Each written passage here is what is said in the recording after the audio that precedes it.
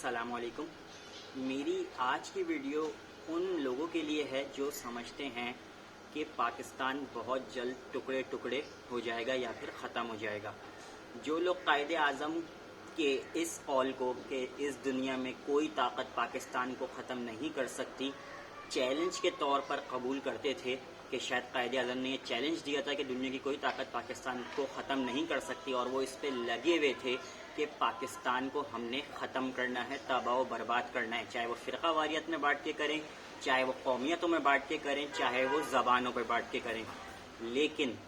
اللہ سائیں کو کچھ اور ہی منظور تھا۔ جہاں پر سیلاب نے پاکستان میں بہت زیادہ تباہی مچائی، بہت زیادہ لوگوں کو بے گھر کیا اور بہت سی زمینیں تباہ و برباد ہوئیں، بہت لوگ بے گھر ہوئے،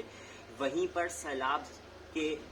درمیان ایک پازیٹیو پوائنٹ یہ ہوا کہ ان لوگوں کو پتہ چل گیا جو لوگ پاکستان کو ختم کرنے کا سوچ رہے تھے کہ جب ملک پر بات آتی ہے، جب پاکستان پر بات آئے گی تو نہ ہی کوئی سندھی ہوگا، نہ ہی کوئی پٹھان ہوگا، نہ کوئی بلوچ ہوگا، نہ کوئی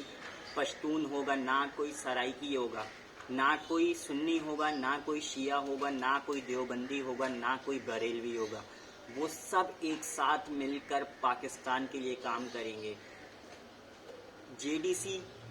والوں کو پتہ نہیں کتنے سنی اور اہل حدیث حضراتوں نے فنڈ دیا ہوگا، صحیح اسی طرح الخدمت والوں کو پتہ نہیں کتنے اہل تشیع افراد نے فنڈ دیا ہوگا، کیونکہ جب ملک کی بات آتی ہے تو پھر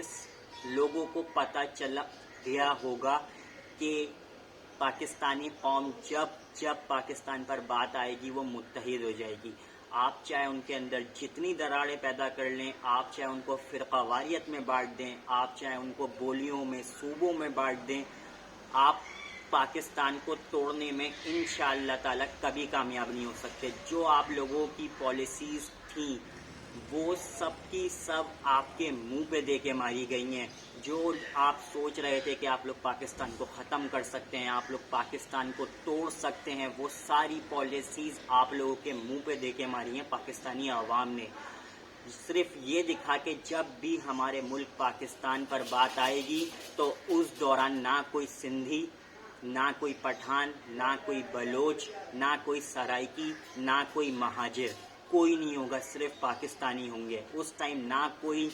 دیوبندی ہوگا، نہ کوئی بریلوی ہوگا، نہ کوئی شیعہ ہوگا، نہ کوئی سنی ہوگا، نہ کوئی اہل حدیث ہوگا، اور بہت سارے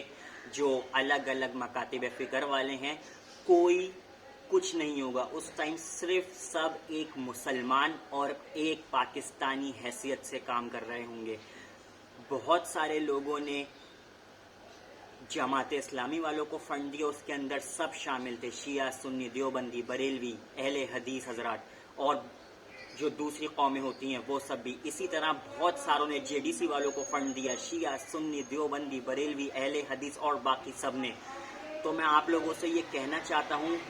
کہ خدارہ اس اتحاد کو برقرار رکھیے گا۔ جو لوگ یہ چاہتے ہیں، جنہوں نے قائد اعظم کے اس قول کو کہ اس دنیا کی کوئی طاقت پاکستان کو ختم نہیں کر سکتی چیلنج کے طور پر قبول کیا تھا، ان کو اس دفعہ کی طرح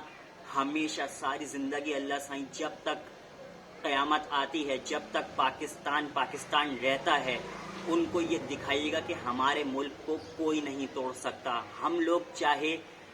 مکاتب فکر میں اپنی بحث و مباحثے کر رہے ہوں، اس کے اندر تھوڑا سا تضاد ہو، اس کے اندر ہماری تھوڑی سی باتیں ہو رہی ہوں، چاہے قومیتوں پر باتیں ہو رہی ہوں، لیکن جب بات پاکستان پر آتی ہے تو ہم صرف ایک امت محمد اور ایک پاکستانی شہریت کے حساب سے بات کرتے ہیں اور کام کرتے ہیں۔ اس ٹائم نہ ہم اپنی زبان دیکھتے، نہ اپنا صوبہ دیکھتے، اور نہ ہی اپنا فرقہ دیکھتے۔ آج کے لیے بس اتنا ہی تھا۔ میرے واسطے دعا کیجیے گا، مجھے اپنی دعاؤں میں یاد رکھیے گا۔ السلام علیکم۔